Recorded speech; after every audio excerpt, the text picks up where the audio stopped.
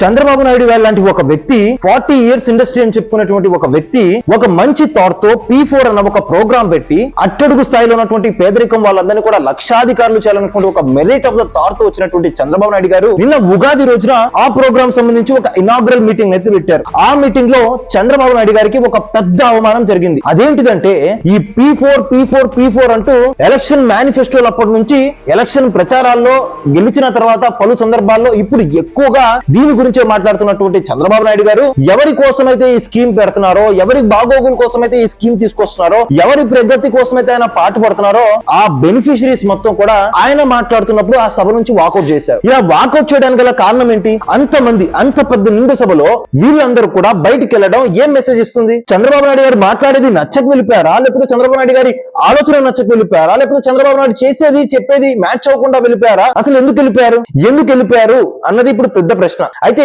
ఆ ఎందుకు వెళ్ళిపోయారు అన్నది చెప్పడమే ఈ వీడియో యొక్క ముఖ్య ఉద్దేశం. వీడియోని చివరి వరకు చూడండి. చంద్రబాబు నాయుడు గారు P4 అనే ఒక మంచి స్కీమ్ తీసుకొచ్చేసి ఎవరైతే అట్టడుగుగా ఉన్నారో పేదరికంలో అటువంటి వాళ్ళందరూ కూడా అప్లిఫ్ట్ చేసి కార్పొరేట్ దగ్గర నుంచి నిధులను తీసుకొచ్చి వీళ్ళ ప్రగతి కోసం వాడి వాళ్ళని సమాజంలో డెవలప్మెంట్ చేసేసి వాళ్ళని లక్షాధికారులు చేయాలన్న ఒక మహోన్నతమైన ఉద్దేశంతో తీసుకొచ్చినటువంటి స్కీమ్ P4. దీన్ని తెలుగు సంవత్సరాది అయినటువంటి ఉగాది నాడు ఒక మీటింగ్ పెట్టేసి ఇనాగ్రల్ మీటింగ్ పెట్టేసి ఈ కార్యాచరణను మొత్తం కూడా చెప్పుకొచ్చారు. అందులో భాగంగా బంగారు కుటుంబాలని, ఆ పేద కుటుంబాలని వారి యొక్క పేరును మార్చేసి తీసుకొచ్చి కూర్చోబెట్టారు. అయితే మీటింగ్ జరిగిన దాంట్లో పెద్ద పెద్ద నేతలందరూ కూడా మాట్లాడారు. పవన్ కళ్యాణ్ మాట్లాడారు, చంద్రబాబు నాయుడు గారు మాట్లాడారు. కానీ పవన్ కళ్యాణ్ మాట్లాడినప్పుడు జనాలు అక్కడే ఉన్నారు. కానీ చంద్రబాబు నాయుడు గారు మాట్లాడినప్పుడు మాత్రం జనాలు లేచి వెళ్ళిపోయారు. దీనికి తగ్గట్టుగా ఆయన కూడా సీరియస్ గా రియాక్ట్ అయ్యి ఆయన కూడా ఒక రెండు మాటలు అనేశారు. అయితే చంద్రబాబు నాయుడు గారి కోపంలో కూడా సమంజసం ఉంది. ఆయన కాళ్ళకు చక్రాలు కట్టుకొని రాత్రనగా రేయనగా పగలనగా కష్టపడి ఈయన చేస్తుంది ఎవరి కోసం? ఆ కుటుంబాల కోసమే కదా, వాళ్ళ కోసమే కదా ఈ మీటింగ్, ఆయన చేసినటువంటి పని మొత్తం కూడా. కానీ ఆ కుటుంబాలే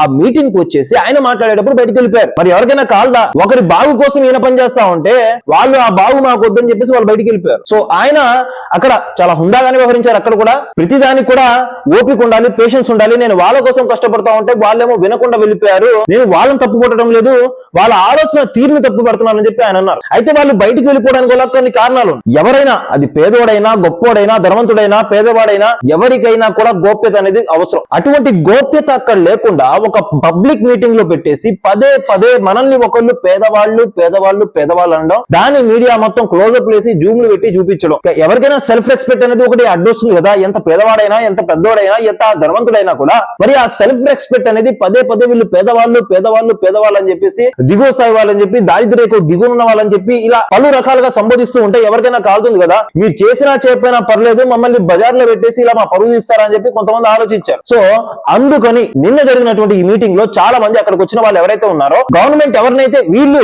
బంగారు కుటుంబాలు అంటే పేదరికంలో అట్టడుగున ఉన్నటువంటి కుటుంబాలు అని చెప్పి తీసుకొచ్చి వచ్చిన వాళ్ళు అందరూ కూడా మీటింగ్ జరిగే టైంలో వాళ్ళు అక్కడ నుంచి బాయ్కాట్ చేసి అక్కడ నుంచి వెళ్ళిపోయారు, వాకౌట్ చేసి. వాళ్ళు చేసినటువంటి ఒక మంచి పనే. కానీ ఒకరి సెల్ఫ్ రెస్పెక్ట్ ని మనం తాకట్టు పెడుతూ నేషనల్ మీడియా, సోషల్ మీడియా ముందు ఇలా వాళ్ళని వాళ్ళ ఫేసెస్ మొత్తం చూపిస్తూ ఇలా వాళ్ళని సంబోధిస్తూ మాట్లాడడం ఎంతవరకు కరెక్ట్, అది కూడా ఒకసారి ఆలోచించుకోవాలి. ఆయన చేసినటువంటి ఆలోచన మంచిది, ఆయన చేయాలనుకున్నటువంటి పని మంచిది. కానీ ఆయన దాన్ని ప్రెజెంట్ చేసే క్రమంలో వీళ్ళని బాధితులుగా చూపించడం, వీళ్ళ ఫేసెస్ రివీల్ చేయడం, అది ఎంతవరకు కరెక్ట్? 4 గోడల మధ్య జరిగితే ఓకే, లేకపోతే ఫీల్డ్ లెవెల్ లో జరిగితే ఓకే, రాష్ట్ర మీడియా, నేషనల్ మీడియా ముందు పెట్టేస్తే ఎంతవరకు కరెక్ట్? సో అది నచ్చకే వాళ్ళు వెళ్ళిపోయారని చెప్పి అనుకోవచ్చు. ఇంకా వేరే కూడా ఉంటాయి. అంటే పెద్ద ఆకలి ఇసోది మీటింగ్లు అని చెప్పి కొంతమంది, ఇంకొంతమంది ఏంది డబ్బులు తీసుకొస్తారు కదా.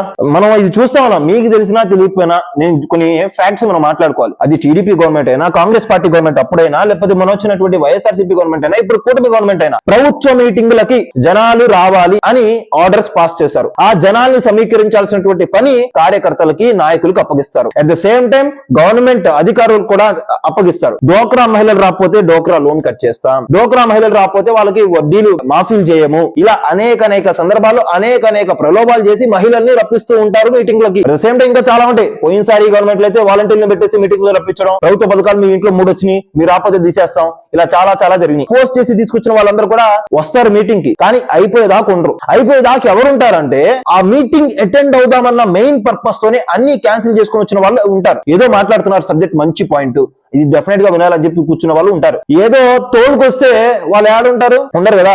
బెరల్ని తోలుకొచ్చినట్టు తోలుకొస్తే వాళ్ళు ఉండరు కదా, వెళ్ళిపోతారు కదా. వాళ్ళని ఎక్కువసేపు మనం కూర్చోబెట్టలేం కదా. మీటింగ్ కి రావడం వరకు వాళ్ళ పద్ధతి, రమ్మన్నారు వచ్చాము, ఎప్పుడు వెళ్తాం మా ఇష్టం, అలా ఉండేది. ఇంకా పేమెంట్ బ్యాచ్లు ఉంటారు, ఇంకా ఉంటారు. కానీ ఏదేమైనా కానీ నిన్న బహిరంగంగా వాళ్ళ గురించి ఇలా అండము, బంగారు కుటుంబాలు అని చెప్పి ఒక కొత్త టర్మ్ తీసుకుని వాళ్ళని డిఫైన్ చేస్తా ఉన్నా కానీ వాళ్ళ ఆత్మాభిమానానికి ఎక్కడో చోట దెబ్బ తగిలింది. అందుకనే వాళ్ళు వాకౌట్ చేశారని చెప్పి అనుకుందాం. సో చంద్రబాబు నాయుడు గారు తీసుకున్నటువంటి మంచి ప్రోగ్రామ్ కి ఇదైతే ఎక్స్పెక్ట్ చేయలేదు మనము. సో కొన్ని ఆయన తీసుకున్నటువంటి ఇనిషియేటివ్స్ కావచ్చు, నిన్న ప్రెజెంట్ చేసిన విధానం కావచ్చు నచ్చలేదు. దాన్ని రేపటి రోజున రెక్టిఫై చేసుకుని మళ్ళీ వెళ్తే డెఫినెట్ గా జనాలు మళ్ళీ వస్తారని చెప్పి అనుకుందాం. ఈ జనాలు వెళ్ళిపోవడము, జనాలు రావడం అనేది సర్వసాధారణం ఎవరికి కూడా. డెఫినెట్లీ మనం చూసుకుంటే ఎప్పుడైనా అధికార పార్టీకి ఎక్కువ ఇంపాక్ట్ ఉండదు, ప్రతిపక్ష పార్టీలకి ఎక్కువ ఇంపాక్ట్ ఉండేది, జనాలకు లేదు. ఎందుకంటే వీళ్ళే కదా ప్రజల సమస్యల్ని ముందు పెట్టేసి అడ్రస్ చేస్తూ ఉండేది. ప్రభుత్వం ఏం చేస్తుంది, ప్రభుత్వం తన పని చేసుకుంటా పోతుంది అడ్మినిస్ట్రేటివ్ లెవెల్లో. కానీ ప్రతిపక్షానికే ఎక్కువగా ప్రజా మద్దతు ఉంటుంది, ఎందుకంటే ప్రజల సమస్యలను ప్రతిబింబించేది వీళ్ళే కదా. సో అది కూడా ఒక కారణం అని అనుకోవచ్చు. సో నిన్న అయితే ఏదైతే జరిగిందో ఇది ఒక అవమానంగానే చెప్పుకోవచ్చు. ఆ అవమానానికి కారణాలు ఎన్నైనా కావచ్చు, ఏవైనా కావచ్చు, నేను చెప్పినవి కావచ్చు, నేను చెప్పకపోయినవి కూడా కావచ్చు. కానీ అలా చేయడం మాత్రం అనేది కరెక్ట్ కాదు. చంద్రబాబు నాయుడు గారి లాంటి ఒక వ్యక్తి ఇలా దీన్ని ఫేస్ చేయడం అనేది కొద్దిగా ఆయన సీరియస్ గా కామెంట్ చేయడం అని ఇప్పుడు కొద్దిగా ఎక్కువగా సోషల్ మీడియాలో ట్రెండ్ అవుతుంది. సో దట్స్ ఇట్ అండి. దీనిపై మీ అభిప్రాయం ఏంటో కింద కామెంట్ చేసి తెలియజేయండి. Thank you for watching video till then.